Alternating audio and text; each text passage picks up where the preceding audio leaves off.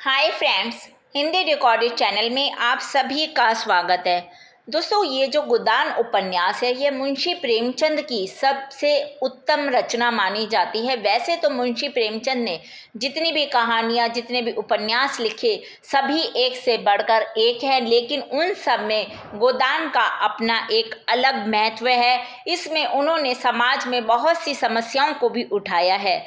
दोस्तों, इसका महत्व मुख्य रूप से इसके यथार्थवादी चित्रण और सामाजिक आर्थिक समस्याओं पर प्रकाश डालने में है। दोस्तों, हम सभी जानते हैं कि मुंशी प्रेमचंद अपनी जो भी रचना लिखते थे उसमें हमेशा अंत में उसका समाधान जरूर लिखते थे, लेकिन इस उपन्यास में उन्होंने ऐसा बिल्कुल भी नहीं किया और अंत में कहीं भी समस्याओं का समाधान प्रस्तुत नहीं किया। तो दोस्तों, आज के अध्याय में हम उन्हीं द्वारा रचित गोदान उपन्यास के महत्व और उस उपन्यास में उन्होंने किन किन समस्याओं को मुख्य रूप से उठाया है, इस पर चर्चा करेंगे। चलिए दोस्तों, सबसे पहले इसका महत्व जानते हैं। यह जो उपन्यास है ये ग्रामीण जीवन और कृषि संस्कृति को चित्रित करने वाली एक युगांतरकारी और अभूतपूर्व रचना है। इसमें लेखक प्रेमचंद ने 20वीं शताब्दी के आरंभिक दशकों के ग्रामीण जीवन का यथार्थ चित्र प्रस्तुत किया है। दोस्तों, गोदान भारतीय किसान के जीवन की एक त्रासदपूर्ण कथा है, जिसमें वह जन्म से लेकर मृत्यु तक, यानी कि पैदा होता और मर जाता है, लेकिन उसके ऊपर जो शोषण है उसकी चक्की में वो पिसता रहता है और अंत में उसकी जीवन लीला समाप्त हो जाती है। चलिए विशेषताएं जानते हैं भारतीय समाज का यथार्थ चित्रण। दोस्तों, भारतीय ग्रामीण समाज का सजीव और यथार्थ चित्रण करता है ये उपन्यास। इसमें समाज की कठिनाइयां, गरीबों की पीड़ा और किसानों की आर्थिक समस्याओं को उजागर किया गया है, जिससे पाठक समाज की असली तस्वीर देख पाते हैं। दूसरा है इसका महत्व, गरीबों और किसानों की समस्याओं का मार्मिक चित्रण। इसमें लेखक ने गरीबों और किसानों की आर्थिक समस्याओं और जो उनका जीवन है वो कैसे जीवन यापन करते हैं इसका गहराई से चित्रण किया है। होरी जैसे पात्र के माध्यम से किसान के जीवन की हर कठिनाई को बारीकी से उन्होंने देखा, परखा और अपनी इस कृति में उकेरा।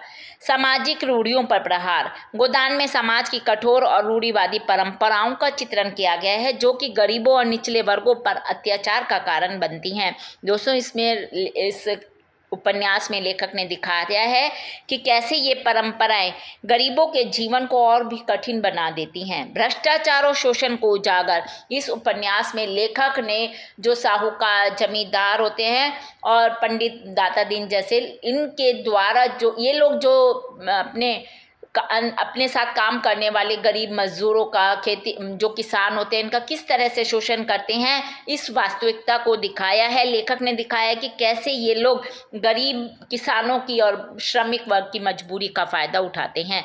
सच्ची धार्मिकता का संदेश। दोस्तों, गोदान हमें सिखाता है कि सच्ची धार्मिकता बाहरी कर्म कांडों में नहीं है, बल्कि आत्मा की शांति और मानवता में है। होरी का एक सपना है गोदान का, जो केवल धार्मिकता का प्रतीक नहीं है बल्कि यह उसकी आत्मा की तृप्ति का माध्यम भी है। नारी की स्थिति पर ध्यान। दोस्तों, इस उपन्यास में लेखक ने धनिया और जुनिया जैसे नारी पात्रों के माध्यम से जो नारी महिलाओं की जो स्थिति है और उनके संघर्ष को इसमें दिखाया है। इससे स्पष्ट होता है कि समाज में महिलाओं की स्थिति कितनी दयनीय थी। साहित्यिक उत्कृष्टता। गोदान को हिंदी साहित्य की महान कृतियों में गिना जाता है। इसका लेखन शैली, पात्रों का चित्रण, कथानक सभी इसे एक साहित्यिक उत्कृष्टता प्रदान करते हैं, यानी कि यह साहित्य की एक उत्कृष्ट रचना है। यह केवल एक कहानी नहीं बल्कि समाज के प्रति प्रेमचंद की संवेदनशील दृष्टि का भी प्रतीक है। दोस्तों, ये तो हुई गोदान उपन्यास के महत्व की बातें। अब हम जानते हैं कि लेखक ने इस उपन्यास में किन समस्याओं को प्रमुख रूप से उठाया है। तो चलिए दोस्तों, शुरू करते हैं और जानते हैं गोदान में चित्रित समस्याएं। इस उपन्यास में भारतीय ग्रामीण जीवन, विशेषकर किसानों के जीवन की कठिनाइयों और दुर्दशा का मार्मिक चित्रण किया गया है और इसकी प्रमुख समस्याएं हैं गरीबी और कर्ज की समस्या। दोस्तों, किसान, श्रमिक वर्ग ये जन्म लेता है, पूरी जिंदगी मेहनत करते रहते हैं, मतलब मेहनत की चक्की में पिसते रहते हैं और फिर उसके ऊपर भी इनके पास 2 जून की रोटी का इंतज़ाम नहीं हो पाता। इसके लिए ये साहूकारों महाजनों से कर्ज लेते हैं और फिर वो कर्ज का ब्याज चुकाते चुकाते उनकी उम्र निकल जाती है, लेकिन ब्याज ही पूरा नहीं होता, कर्ज तो वो क्या चुकाएंगे। और इस तरह से वो इनके कुचक्र में फंसे रहते हैं साहूकारों के, और इनको हमेशा उनका शोषण का सामना करना पड़ता है। धार्मिक और सामाजिक रूढ़ियाँ। लेखक ने उपन्यास में दिखाया कि किस प्रकार धार्मिक कर्म कांड और सामाजिक प्रथाएं गरीबों पर अत्याचार करती हैं। होरी की गाय का दान करने की इच्छा भी पंडितों का जो समाज में फैलाया हुआ जाल है वही है, क्योंकि पंडित लोग कहते हैं कि गाय दान कर दो तो तुम्हें मुक्ति मिल जाएगी मरने के बाद। भ्रष्टाचार और शोषण। गोदान में भ्रष्टाचार और शोषण का भी गहरा चित्रण है। साहूकार, जमींदार और पंडित जैसे लोग गरीबों का शोषण करने में लगे रहते हैं और अपने स्वार्थ के लिए उनके दुखों का हमेशा फायदा उठाते हैं। किसान की कठिनाइयाँ। उपन्यास में किसानों की समस्याओं और उनकी संघर्षशीलता को मुख्य रूप से दर्शाया गया है कि किस प्रकार किसान मेहनत करते रहते हैं, जी तोड़ मेहनत करने के बाद भी 2 जून की रोटी का अपने और अपने परिवार के लिए इंतज़ाम नहीं कर पाते। होरी किसान के जरिए उन्होंने हर किसान की कहानी कहने की कोशिश की है। नारी की स्थिति। गोदान उपन्यास में नारी पात्रों को साहसी और आत्मनिर्भर दिखाया गया है। हम देखेंगे होरी की पत्नी धनिया हर जगह अपने हक के लिए, गरीबों के हक के लिए खड़ी रहती है और सबका मुकाबला करती है डटकर, लेकिन फिर भी उन्हें समाज की बंदिशों में बांध कर रखा जाता है। धनिया का पात्र सामाजिक अन्याय एवं संघर्ष का प्रतीक है जो महिलाओं की पीड़ा को दर्शाता है।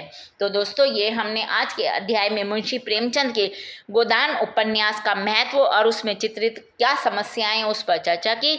हिंदी भाषा के और भी प्रमुख विषयों पर हम आगे के अध्यायों में समय समय पर इसी प्रकार चर्चा करते रहेंगे। पर दोस्तों, उसको सुनने के लिए आपको मेरे इस चैनल को लाइक और सब्सक्राइब करना होगा। साथ ही दोस्तों, हिंदी भाषा से संबंधित कोई भी प्रश्न आप कमेंट बॉक्स में मुझसे पूछ सकते हैं, मैं शीघ्र ही उसका उत्तर देने की कोशिश करूंगी। धन्यवाद दोस्तों, आपका दिन शुभ हो।